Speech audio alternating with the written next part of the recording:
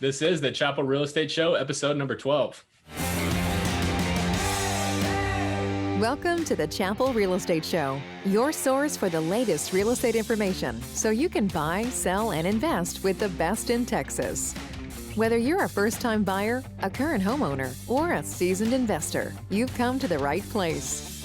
We're here to simplify all things real estate so you can achieve your goals of property ownership with your hosts, Daniel and Roger Chappell.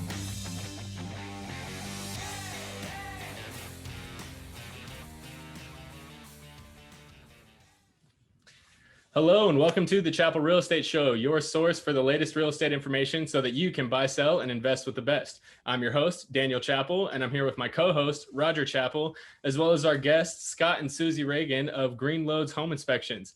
How's everybody doing today? Oh, we're doing wonderful. Awesome. Well, thank you guys so much for joining us. Shortly after we got the podcast started, again, we're on episode number 12. Scott reached out to me and was asking us when we could have them on the show so that they could share their wealth of inspection knowledge with all of our listeners. So we're really happy to have you guys here today. Dad? So we've been working with you, Scott, for I don't even know how long now, how many different houses that we've done. And I've always appreciated Green Loads and the service that you guys can deliver for all of our clients. And because of that, I thought when Daniel mentioned having you on the show, I thought it was just a fantastic idea. And now that we're reaching out to so many people, we'd love to hear your perspective of what you guys have to offer our clients. Thank you. Thank you for having us. Yeah, absolutely. Well, let's just go ahead and get started. And why don't you tell us a little bit about Green Loads and how long you guys have been in the home inspection business? I've been in for just shy of 20 years. Suzie actually owns the business. She left working for the state of Texas 13 years ago. And we've been running this business, and now we're a multi-inspector firm in multiple cities.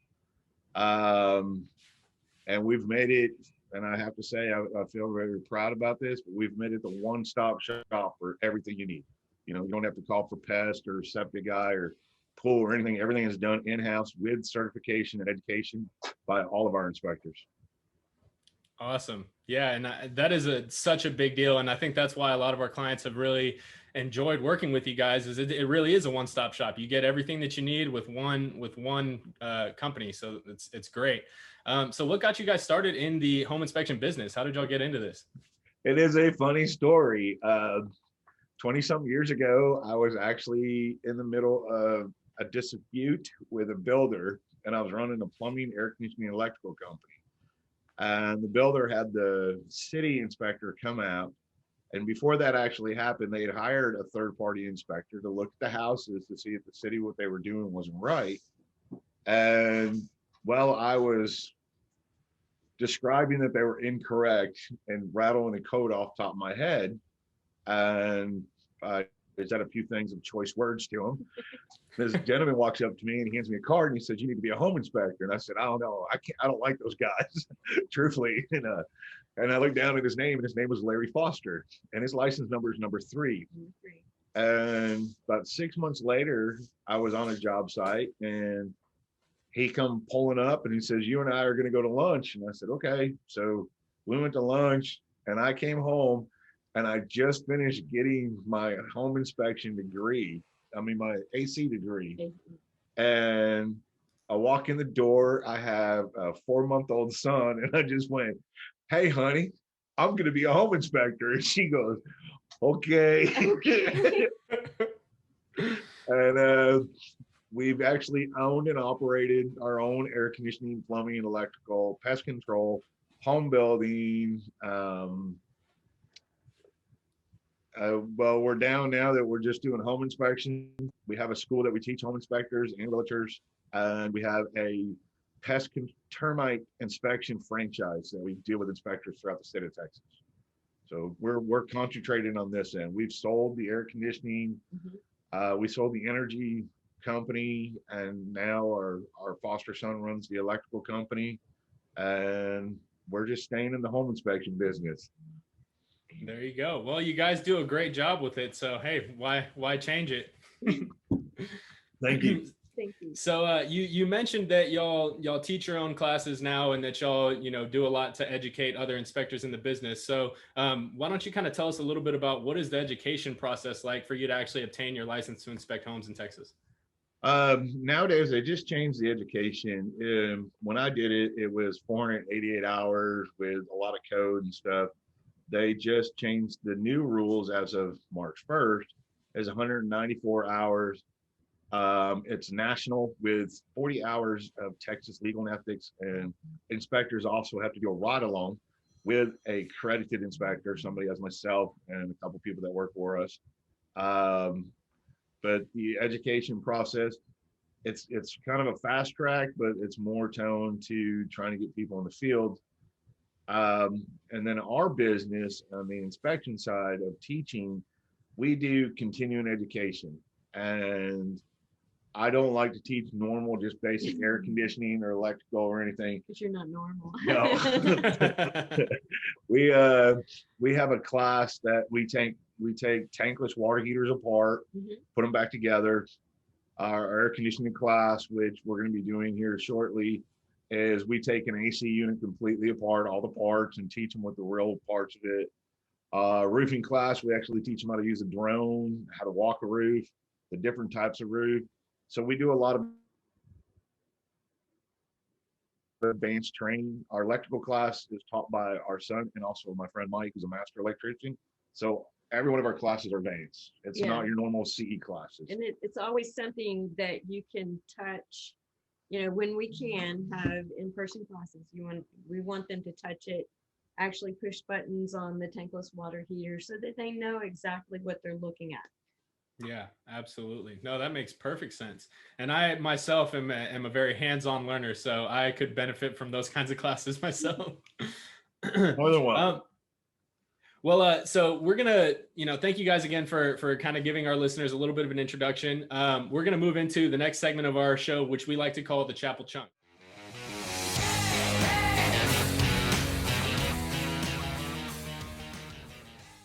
So, Dad, why don't you tell our listeners what today's Chappell Chunk is? Absolutely. So, very simply, get a home inspection.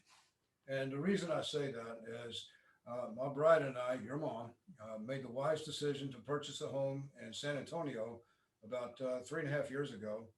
And we did not get the home inspected. And the reason we didn't is we already knew that we were going to remodel it, and there was a lot of work that was going to go into it. So for us to actually have the home inspected was not really something we needed to do, because we already knew a lot of the work we were going to do. And we've done this before. So we weren't worried so much about what we would find behind the walls and things like that. Well, that was a stupid mistake. So even me with my natural eye walking through, I saw some problems with the flooring that sent up red flags. But when I asked about them, I was told it was wood flooring and some of it was curled, which tells me there's been water damage. And of course, the seller claimed he had no knowledge of water damage, et cetera, et cetera. There were some other issues. We found active termites, but I didn't find those until after I was taking a wall down and the whole ceiling caved in on me. And these kinds of things would have been discovered had I had a home inspection. And to be honest, had I had a home inspection, we would not have bought this house. So I'm glad that we went through that process, because now I can prevent my buyers from making that same mistake. So, and it did cost us quite a bit more money. But I mean, in the long run, we did okay with it, but that's not the point. The point simply is, even for someone as experienced as what my wife and I are in doing this, the home inspection was stupid on our part to pass up, and we won't do that again.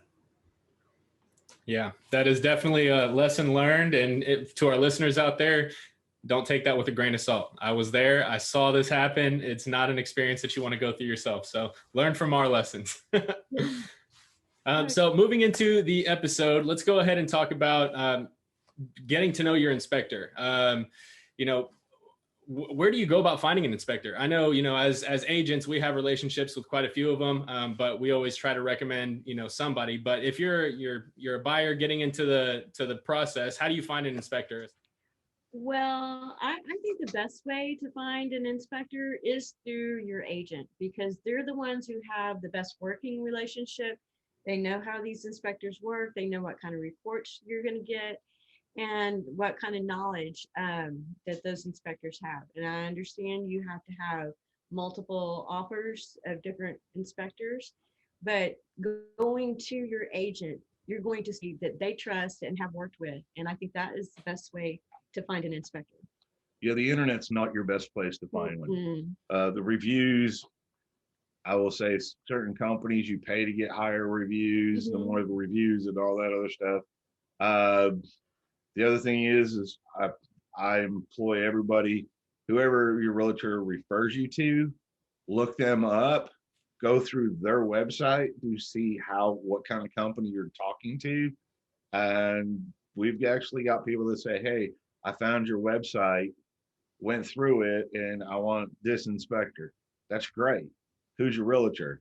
And that starts another relationship too. Yes.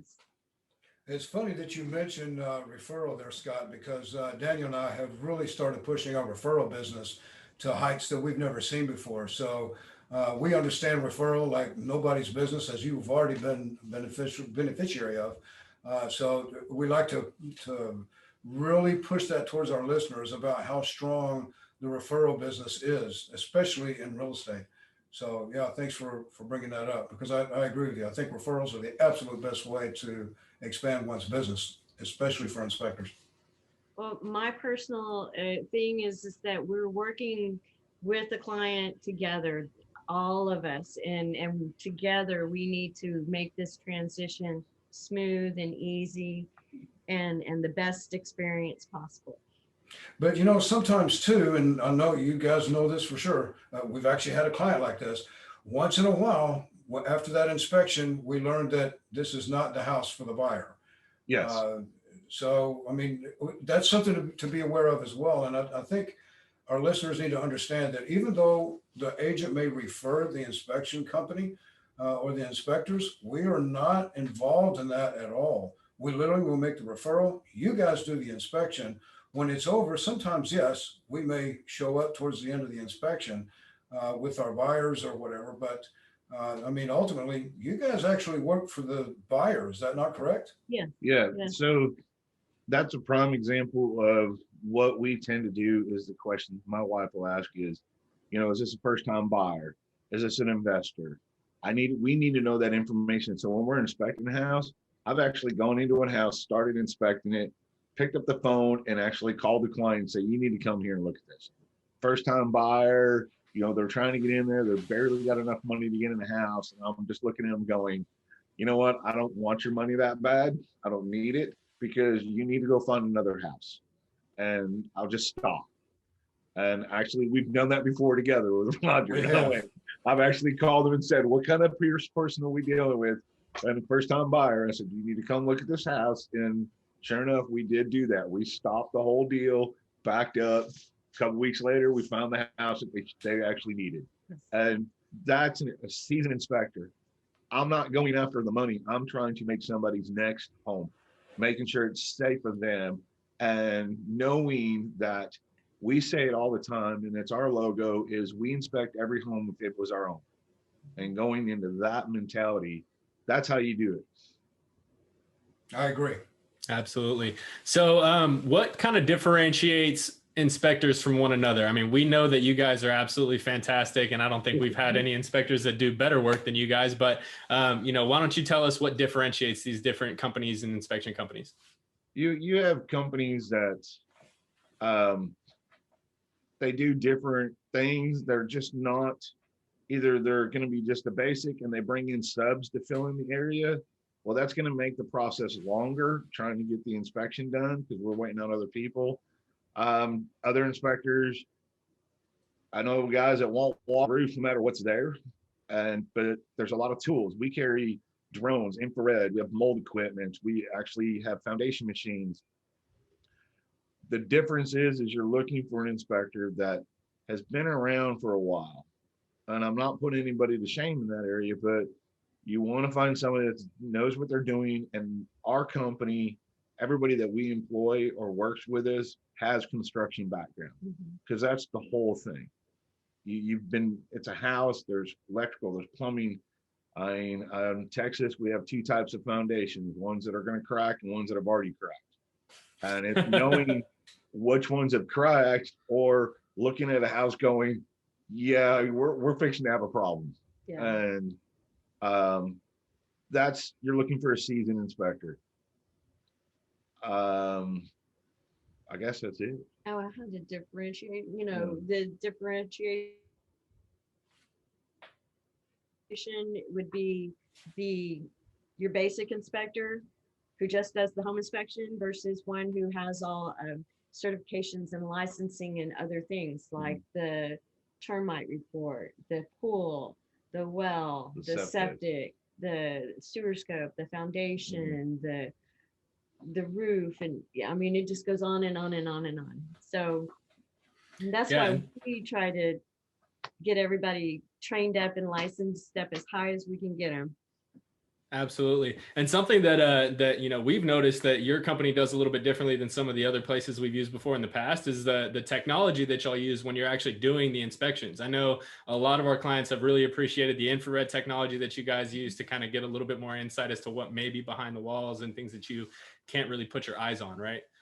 Yeah, and that's what we do, is because we're dealing with a lot of people that are moving here, and there's a lot of different types of inspection.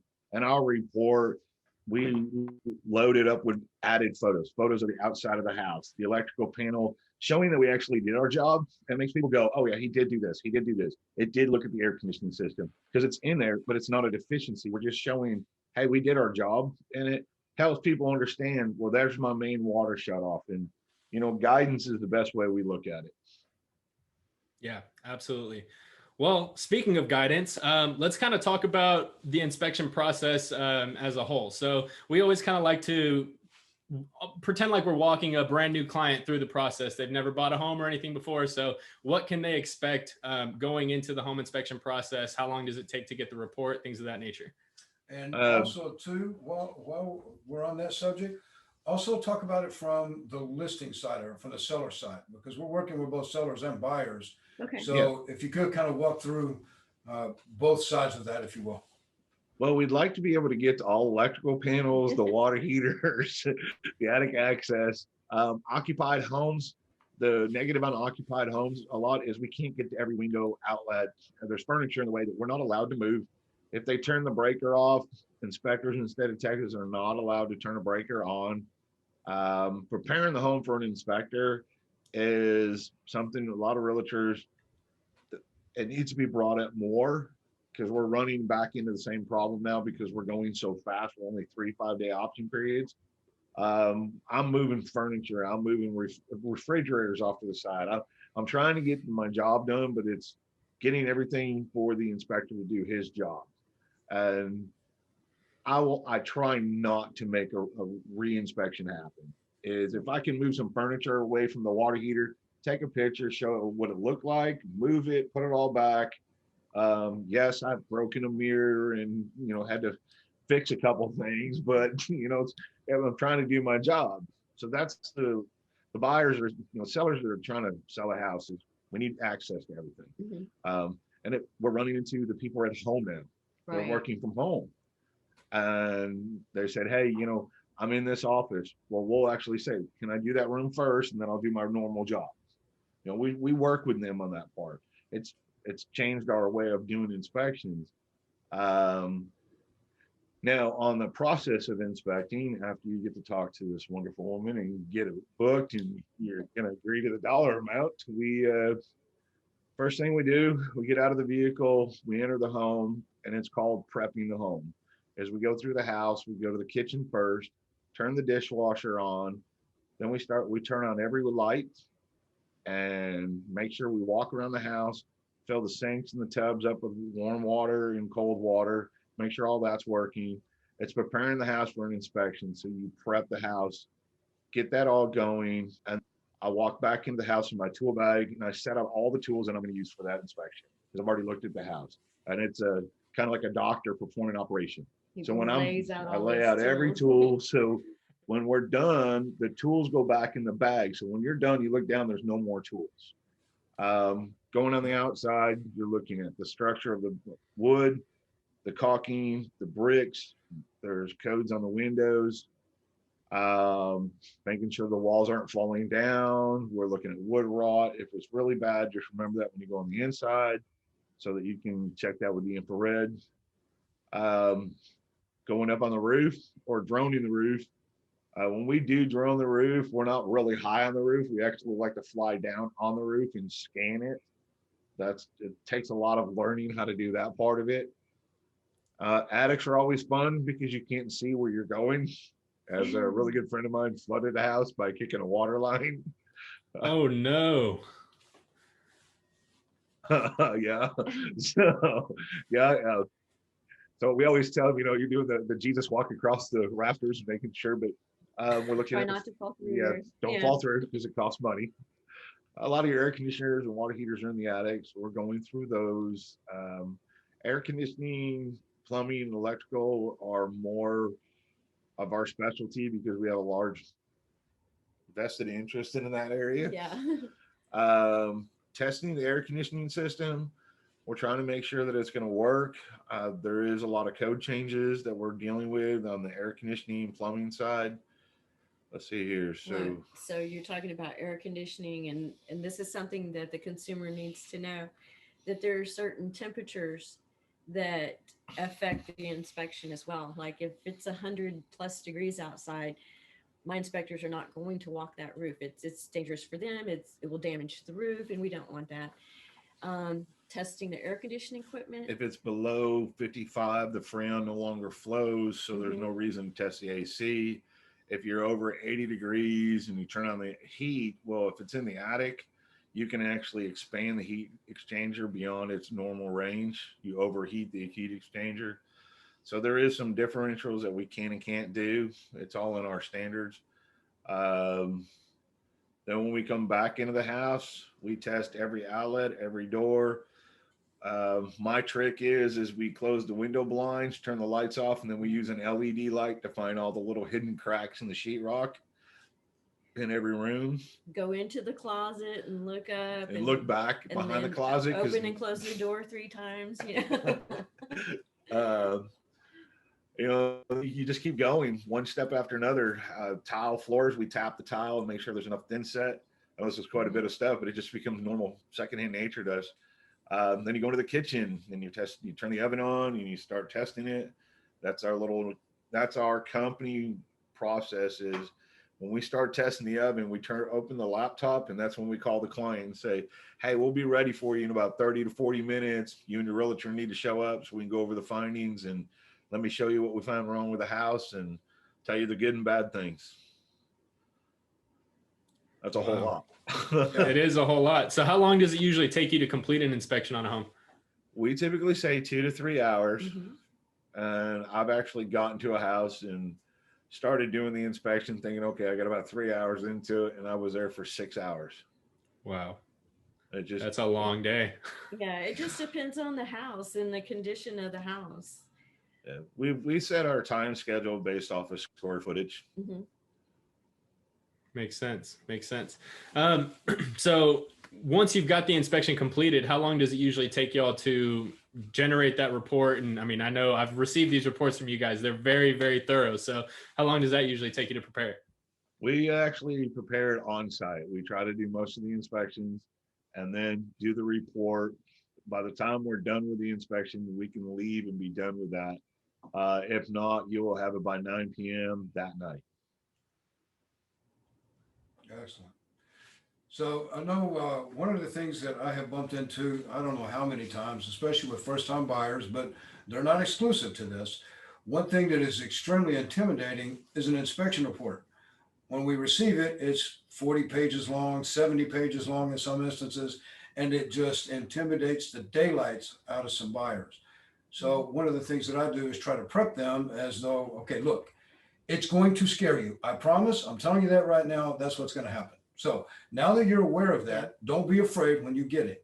It's very thorough. It includes pictures, sometimes video. I know you guys are great about putting some video in there on certain things. So with all of that, it does look intimidating, but it's actually extremely helpful. So what is it that you guys may do to walk let's say a first-time buyer through this experience when they get such an intimidating report, or they show up at the inspection hopefully at the last half hour so that they're not in your way. Kind of walk us through a little bit, if you will, how you prep the buyers and explain to them what's going on with the house. Well, I always tell every one of them, I said, listen, I'm going to go through a lot of photos and videos. I'm going to show you a lot of stuff. Some photos I'm going to skip because I'm doing my job. But then I want you to know when you do get this report, we use a dot system. We have red. These are things you need to address. They're safety or they need to be fixed. Blue is codes changed, things have changed, but I need to make you aware of it.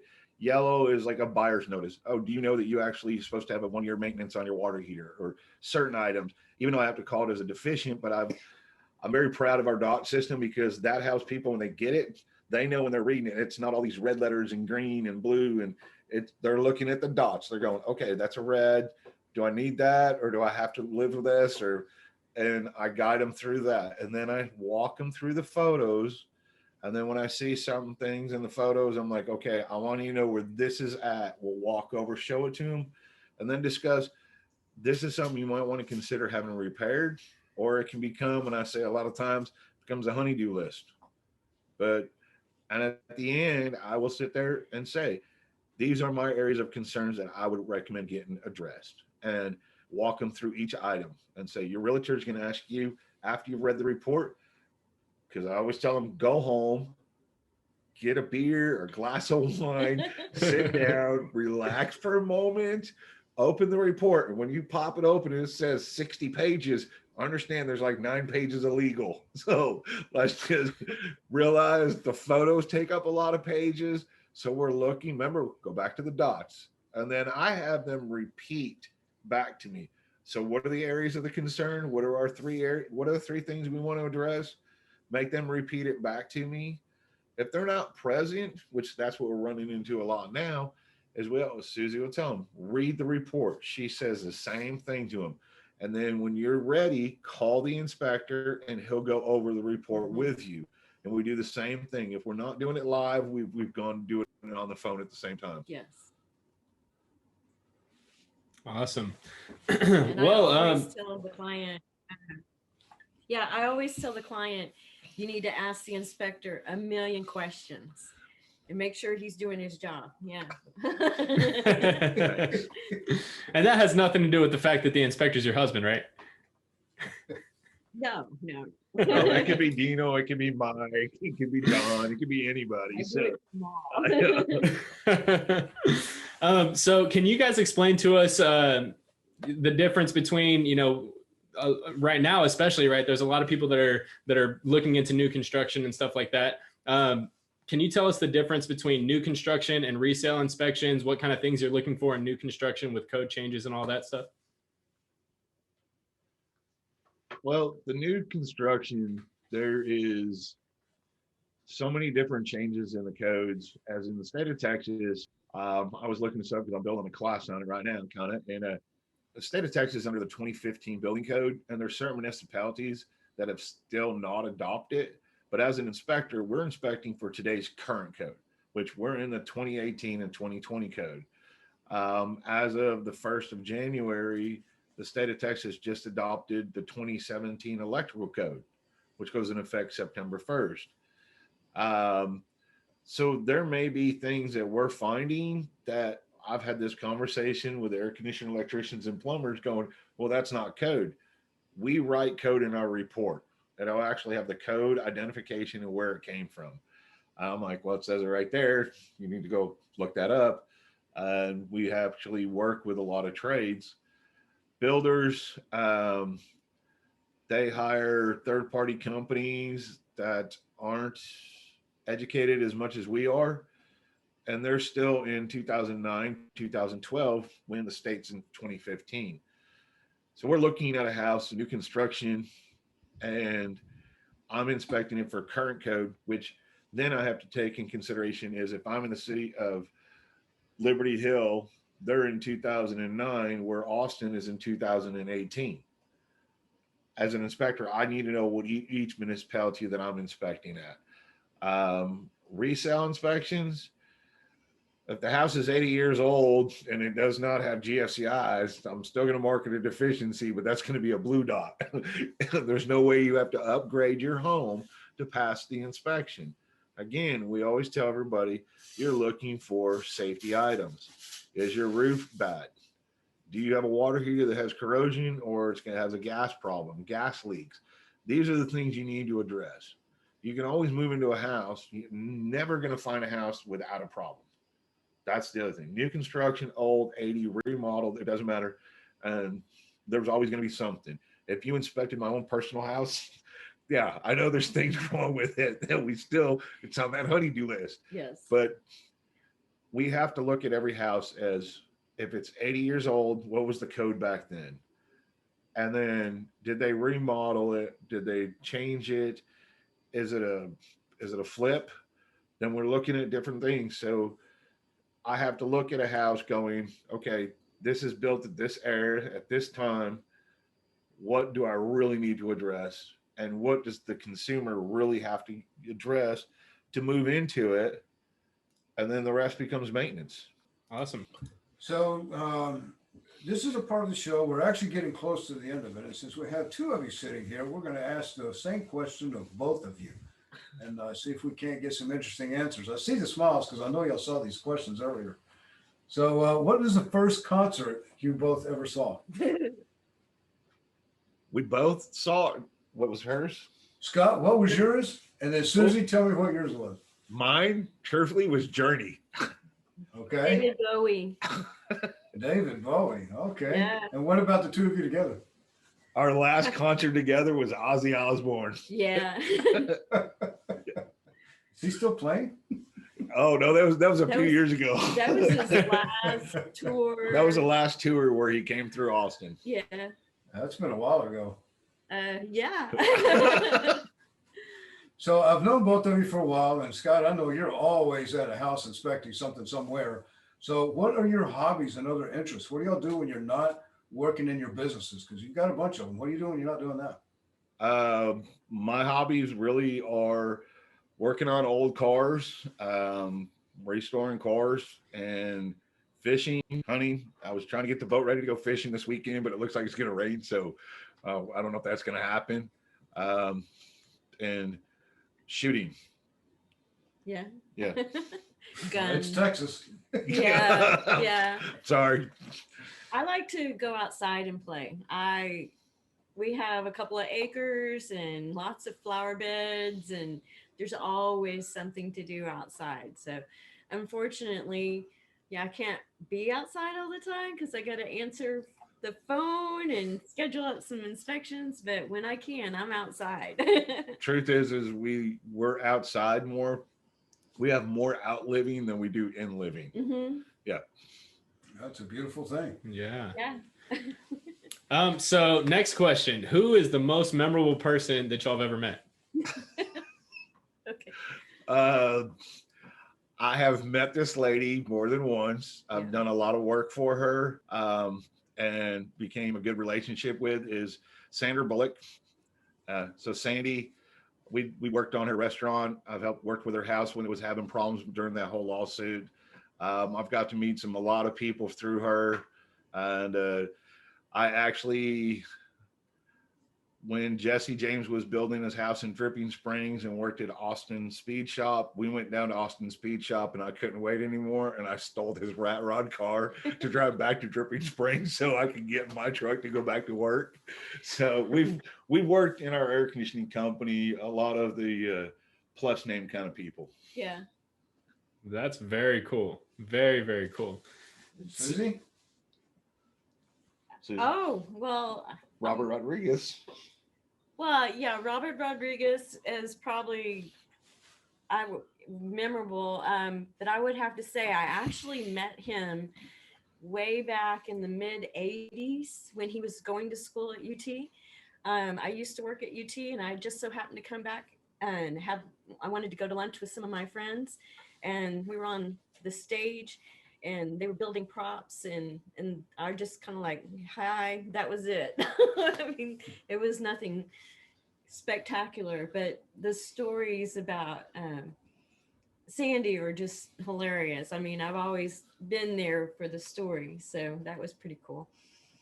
Awesome. Yeah. Okay. What is the most exotic place y'all have ever visited? Texas. Ditto. Yeah. We don't do a lot of traveling. I was born in upper state New York and went to Canada a lot. We went to, before our son was born 20 something years ago, we had to go up to New York for a family deal. And I took Suzie to Canada and went to Niagara Falls. To Niagara Falls, yeah. So that was a little getaway vacation for us. But I was born and raised in Austin, and I always tell him that I knew where I wanted to live. That's why I was raised here, born and raised here. And so I love where we're at. Yeah. That's a great place to be, for sure. I think sure so. is. Well, guys, tell our listeners what is the best way to get in touch with you folks if they're looking for inspectors. How can they reach out to you? Best way, we have two different ways. You can go to our webpage, which is greenloads20.com, and you can request an inspection and see all the inspectors and everything we do. We actually have a 90-day warranty, a 1-year structural warranty, includes a 5-year roof protection plan, a sewer guard protection. That's something we offer. We actually do with every inspection we deal with. And the other way is to call this wonderful woman at 512-844-7069. And we do answer the call at 8 and 10 o'clock at night. Most of the time. Most of the time. Perfect. Awesome. Well, we really want to thank y'all for your time today. That was a wealth of wonderful information for our listeners. We're, really excited to release this episode. Guys, thank you, all of our listeners, for tuning into the show. We really appreciate you taking the time. And again, if you have any friends or family members that are looking to buy or sell a home or are in the process right now in today's hot market, please don't hesitate to reach out to us. Again, as we mentioned before, we run our business by referral. So the more people you can put on our podcast, the more we'll appreciate it. So let us know what you want to hear next, and we'll catch you guys on the next episode. Thank you again for your time, and we appreciate it. Take care, guys. Thank you for joining us this week on the Chappell Real Estate Show. If you enjoyed this episode, share it with a friend and leave us a review. Find us on social media at Chappell Realty Group and online at chappellrealtygroup.com. Until next time.